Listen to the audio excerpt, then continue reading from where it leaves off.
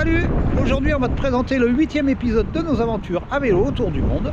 On quitte la Turquie et on repart en Grèce pour visiter 3 îles, manger encore du tzatziki, des yaourts grecs et profiter surtout de ces superbes côtes. Je te laisse découvrir tout ça après la traditionnelle bande-annonce. Après avoir vendu voiture, maison et tout ce qu'elle contenait, Fred et Greenwood, Rosita et moi partons vagabonder sur les routes du monde à vélo. Tu veux découvrir des paysages époustouflants, des bivouacs en pleine nature ou dans des endroits improbables? Tu veux rouler sur des chemins déserts ou des autoroutes? Rencontrer des gens, vivre des aventures incroyables? Allez, viens, on t'emmène sur le porte-bagages des Happy Cyclo.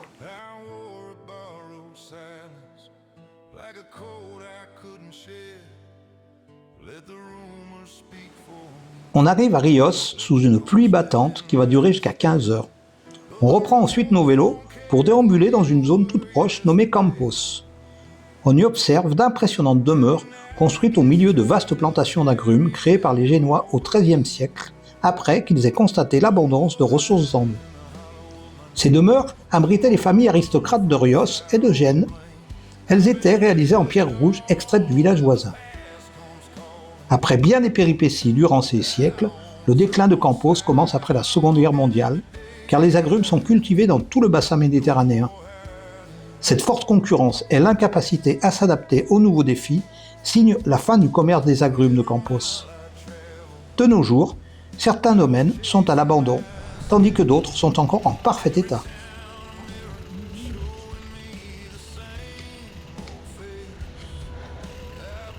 Donc après la Turquie, nous voilà revenus en Grèce et on check les églises pour un bivouac potentiel. Si c'est ouvert déjà, principe l'eau, il y en a. C'est fermé? Non? Ah! Non, c'est pas fermé.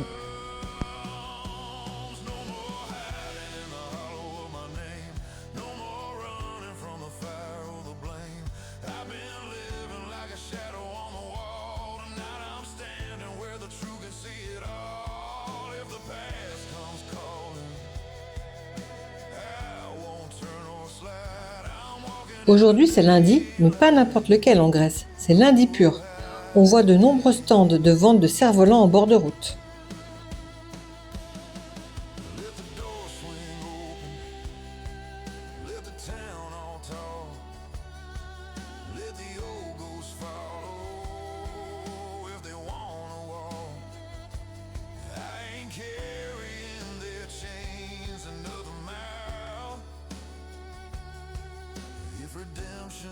On se retrouve au-dessus du village de... Comment? Armolia. Armolia, voilà. On vient de faire une petite balade là. On est monté dans un ancien château. Val, tu vas nous en dire un peu plus. Oui, donc c'est un château qui a été construit dans les années 1450 par les Génois et qui était le siège des villages du mastic. En grec, ça donne Mastichochoria. Voilà, donc ça, les villages du mastic, c'est quelque chose de très spécifique à l'île de Rios, mais on va t'en parler aussi un petit peu plus tard.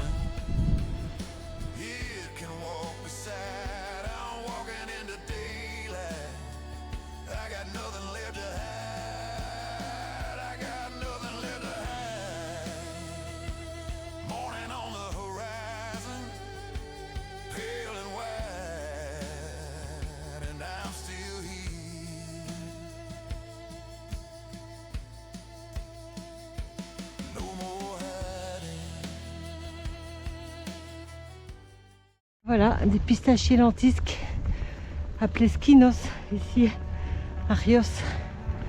Ce sont ces arbres qui produisent l'or de l'île, le mastic. On visite le musée du mastic qui nous en apprend davantage sur cette culture si particulière. Tout le sud de l'île est composé de plantations de ces arbres que l'on trouve dans le maquis méditerranéen. Toutefois, il n'y a qu'ici qu'ils produisent de l'or, le mastic. Toutes les tentatives visant à le cultiver ailleurs ont échoué, sans doute en raison d'une combinaison unique de facteurs géologiques et climatiques, notamment un sol volcanique riche et un microclimat méditerranéen spécifique. La culture du mastic est une activité laborieuse et fatigante, car les arbres ont besoin de soins tout au long de l'année, mais aussi parce que la récolte nécessite une main-d'œuvre importante, des gestes précis et une grande méticulosité. Le mastic est utilisé depuis des millénaires pour ses vertus thérapeutiques, entre autres en cosmétique et en cuisine. Depuis 1997, le mastic de Chios bénéficie d'une appellation d'origine contrôlée.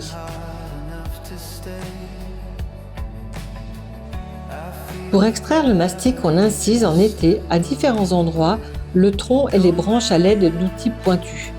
De ces plaies coule une résine jaunâtre sous forme de larmes qui se solidifie au contact de l'air au bout d'une quinzaine de jours en prenant une forme cristalline.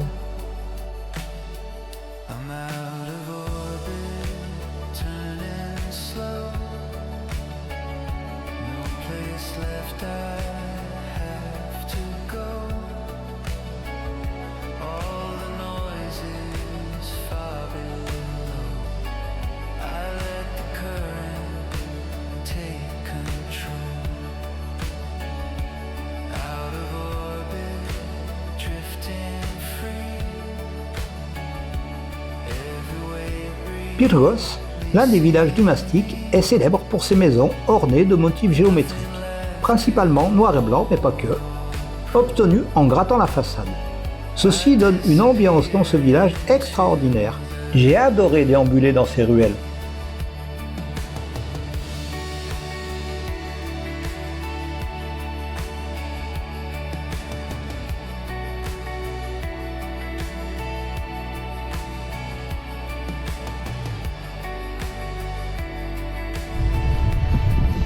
Voilà, c'est l'attelage typique du matin.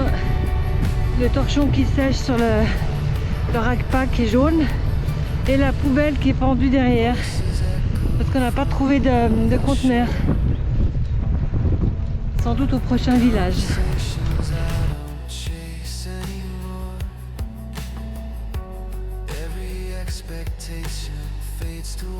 Le mastic a fait la fortune des producteurs de la région et a attiré les convoitises depuis des siècles. Tant et si bien que tous les villages du mastic sont fortifiés afin de protéger les stocks contre les attaques pirates. Les villages sont éloignés de la mer, entourés de remparts.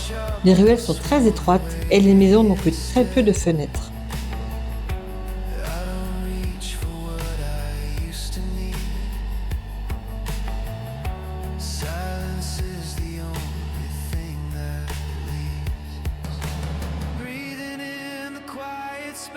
Where every ending loses shape, falling without falling through, the sky inside is opening.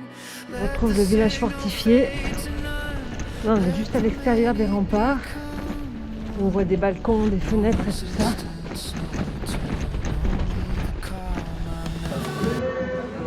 À Mesta, la fête bat son plein pour ce lundi pur. C'est un jour férié très important pour les Grecs. Il marque la fin des festivités liées au carnaval et l'entrée dans le grand carême, période de jeûne et d'approfondissement de la foi dans la pratique orthodoxe. Traditionnellement, ce jour-là, les Grecs ne mangent ni viande, ni poisson, ni œufs, ni produits laitiers. Partout dans le pays, c'est l'occasion de se réunir en famille ou entre amis autour d'un repas ou d'un pique-nique. Le jour du lundi pur, les Grecs font voler dans le ciel des cerfs-volants multicolores, symbole de l'allègement et de l'élévation recherchée par le jeûne. Nous en avons vu beaucoup aujourd'hui, la plupart du temps manipulés par les enfants.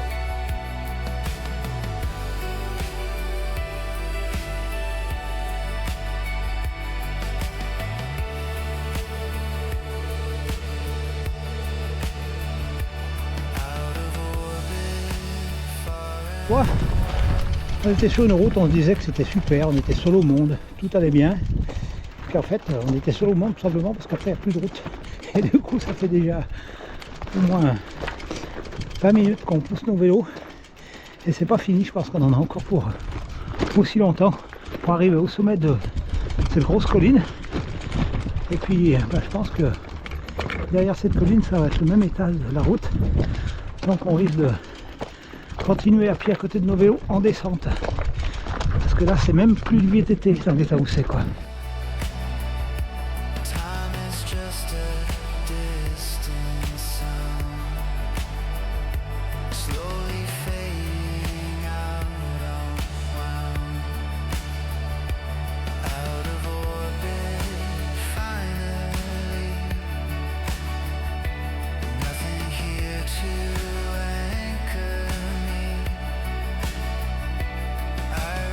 Après avoir posé nos sacoches derrière un buisson, nous faisons l'aller-retour à Anavatos, un village dont les habitants préférèrent se jeter de la falaise plutôt que de tomber aux mains des Ottomans en avril 1822. En effet, durant la guerre d'indépendance grecque, la Turquie envoya près de 45 000 hommes avec ordre de ravager l'île et de tuer ou de réduire en esclavage toute la population. Name still answers when my phone goes quiet. Like it's trained to hear my voice.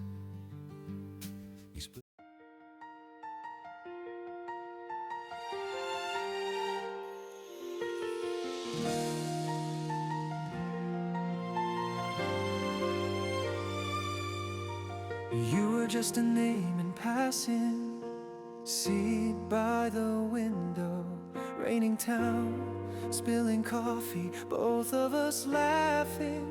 Suddenly my world sat down. La première journée à Lesbos n'est pas toute simple. Il fait beau, mais le vent du nord nous gèle, d'autant que nous roulons en montagne. Par-dessus le marché, un chien en furie est sorti de son enclos pour attaquer Val. Il l'a mordu à la fesse et a cassé l'attache de sa sacoche. Nous arrivons épuisés mais contents à Molivos. Il est tard, alors nous le visiterons que demain.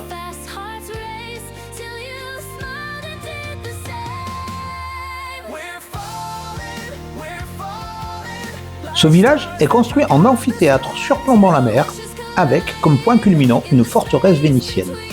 Ses ruelles sont aussi charmantes que désertes.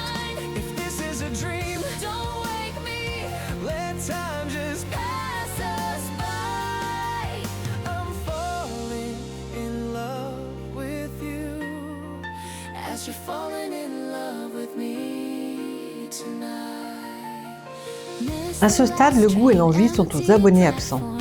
Je propose à Fred de zapper toute une partie de l'île que nous avions prévu de visiter, qui impliquait un gros dénivelé et une nuit un peu en altitude. On oublie qu'à l'est, ce qui nous permettra de dormir au niveau de la mer et donc de gagner quelques degrés. Le vent du nord est toujours là, il nous glace. Au moment de faire les courses pour le bivouac, Fred me propose de prendre une chambre au chaud dans un hôtel. Quelle bonne idée! On renaît et on se rend surtout compte qu'on vient de faire 9 jours sans pause, ce qui est beaucoup à l'échelle d'un voyage perpétuel comme le nôtre. Nous sommes fatigués et ce repos inattendu nous ressource bien.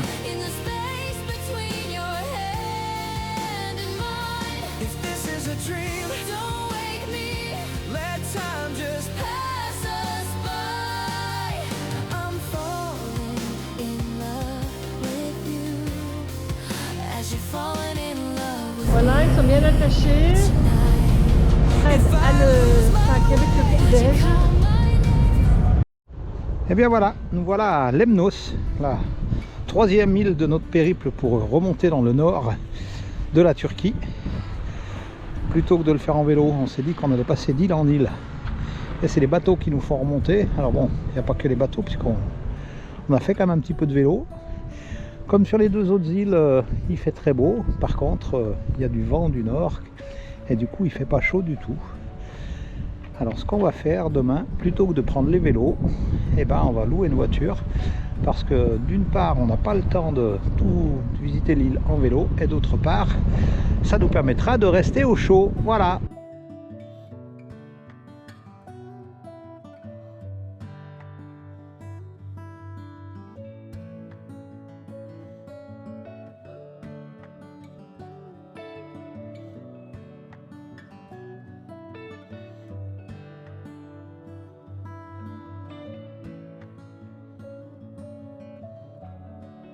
Et voici l'île de Limnos, avec sa capitale, Myrina. On est tout en haut de la forteresse. Et alors c'est marrant parce que tu vois là, juste par là, il y a un bouc qui est couché sur un rocher. Et ici, au pied de la forteresse, juste ici, il y a des daims, des cerfs, il y en a qui a des bois. Alors, ils voient peut-être très bien avec cette luminosité, mais nous on les voit bien à l'œil nu. Il y en a qui viennent s'ébrouer, c'est marrant.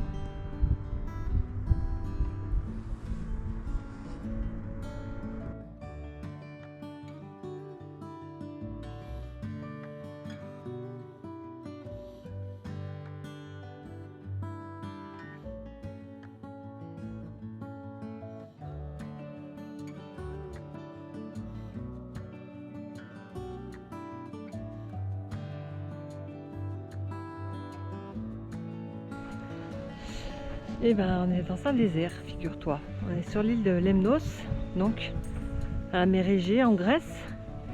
Et il y a une petite portion de l'île qui est un désert. Avant c'était la mer, et du coup elle s'est retirée et ben, maintenant il ne reste plus que le sable. Et du coup c'est un des seuls déserts d'Europe, c'est assez sympa.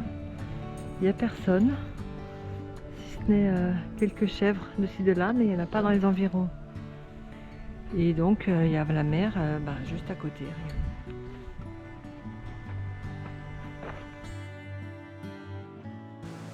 On a emprunté une piste bien cabossée pour arriver dans cet endroit exceptionnel. Ces étranges formations rocheuses sont le résultat de l'activité volcanique de l'île quand la lave incandescente a rencontré la mer.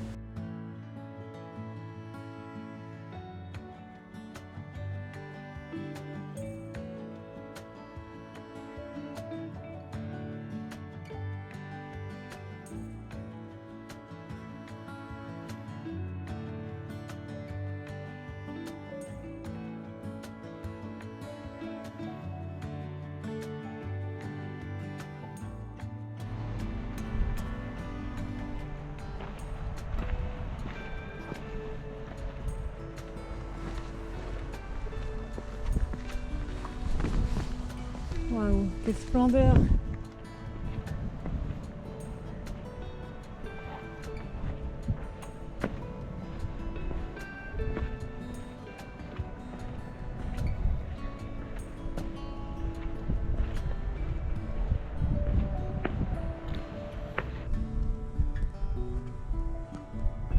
Magnifique.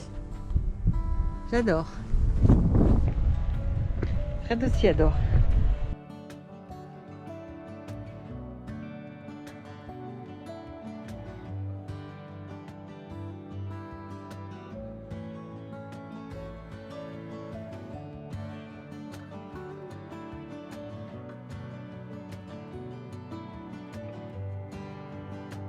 Alors on va finir notre journée de promenade avec une petite balade à pied qui va nous emmener dans une grotte où se trouve une chapelle. Donc ça a l'air d'être assez atypique, et puis c'est surtout que ça fait une balade qui est sympa, tu vois. Le décor est toujours aussi chouette. Donc on va se prendre un petit, pas coucher de soleil, peut-être pas encore, mais on va dire que le soleil va raser les montagnes. Ça va être bien à la montée et à la descente. On va te montrer tout ça.